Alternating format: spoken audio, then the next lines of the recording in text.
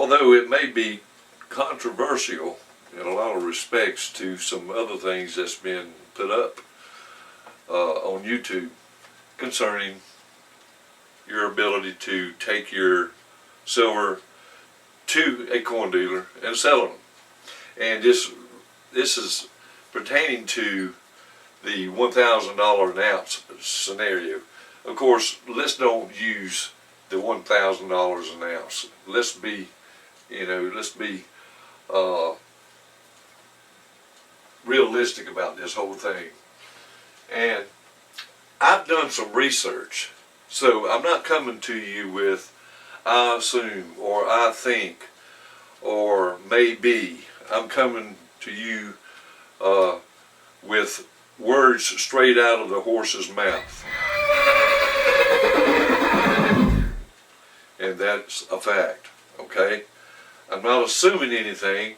I'm not here to say, well, this is what I think or this is what I believe. I'm telling you now, this is what I know from my bank in my area. Now, this may not pertain to your bank in your area or another bank in another state. I'm talking of a community bank. Now, if you know community banks, they're more than likely going to give you a better opportunity to borrow money than you would get from a state bank and a central bank because of their policies. They're concrete. They're just matter of fact. No, yes, no. But with a community bank, you can actually go in and, assuming that you've been, a long-term standing citizen in the area, how long you've been there. And it's a matter too, these smaller community banks have a better opportunity to get to know you. So, you probably in a community bank, you probably already know your loan officers and you already know the president of the bank, etc., etc., etc. Now, I went to the bank and I sat down with a SBA loan officer, Small Business Association. And I asked him, if I was a coin dealer, could I come to the bank and borrow money and use the metals that I wanted to purchase as a collateral to secure the loan? He told me, no. No. He said there's a lot of factors that you might be able to secure a loan. One thing is, you're going to have to come up with collateral of tangible assets, meaning your house, your land, your automobiles, or possibly something else that they would consider as an asset that they would consider as collateral. So meaning, he said, being that precious metals, the prices of precious metals were so volatile that they just would not do that. Because if I buy precious metals, for instance gold, and at that day of the spot price, that gold that I was buying was worth $100,000. That typically any day that me or anybody else were to take that $100,000 worth of jewelry or gold to a pawn shop, I more than likely could get no better than 20% of its value. So that's what he's basing him being able to recoup if there was a foreclosure. In other words, 20% of the value you're going to need collateral to prop up that loan. So if you're a small coin dealer on the corner here that has drive-up parking on the parallel parking, and you're a small coin dealer that relies on your revenues every week to put gas in your car and food on the table for your children and your household, then you're more than likely not going to have a large sum of money. Let's say you have $10,000 in your safe. $10,000. That is going to restrict you being capable of buying somebody's metals. Now, that's not to say that there's a guy across the street that has a large building, a large inventory of gold and silver coin, and a nice parking lot. And he may have $250,000 in his safe or at the bank. But the standards or the policies of the loan that pertains to this guy also pertains to him also. He's going to have a collateral.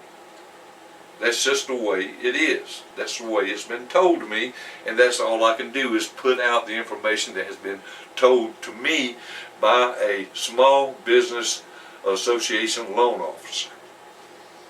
Now, for instance, if silver, and being realistic now, is $100 an ounce, okay, $100,000 an ounce, and you've got a 100-ounce bar, you're looking at a total of $10,000. $10,000 that your bar would be worth. And if he's got $250,000 put back, he's only going to be able to service 25 people. 25 people.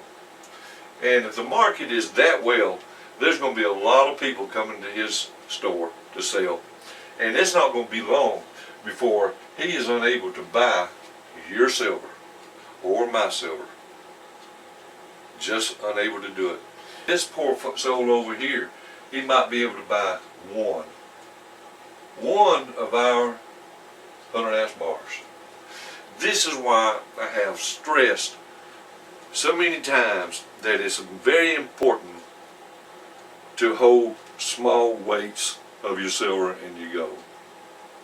You don't want to get caught in a scenario such as this where you won't be able to go and cash your metals in and get your money, even though it's worth it. These people say, well, my bank could do it, or my bank could do this, my bank could do that. Maybe. But where have you got to go? You got to go to Florida? You got to go to California? How many people like this right here is going to be in line to sell their metals before you get there? But you can head that off by buying 1-ounce coins or your fractionals.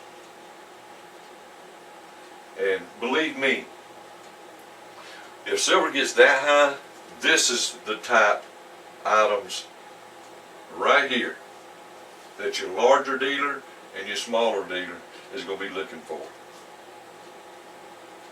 Okay? They're not wanting to deplete his money supply.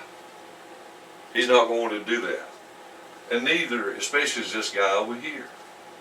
I will be quicker in selling my coins to either one of these guys than you would a 100-ounce bar or cents. I'm telling you this to help you be precautious in what we're buying. Okay?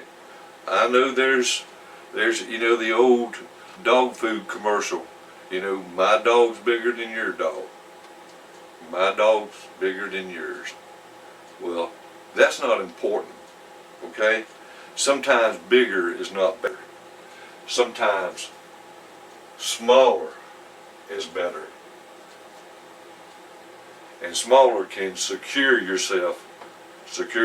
in the ability to be able to cash your metals in. I would suggest no larger than a 10-ounce bar. All of this is up to you. You buy exactly what you want. But I'm just here putting out this information about what my banker has told me. And it's smart that you call your banker and you ask your banker, hypothetically, if you were a corn dealer, would they loan you money? It's simple. Just give them a phone call.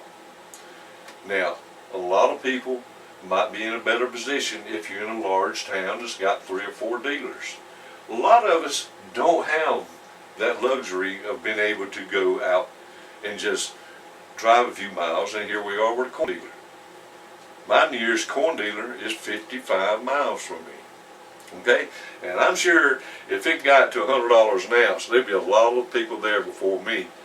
And I'm not sure if he's even able to buy my precious metals whenever I get there.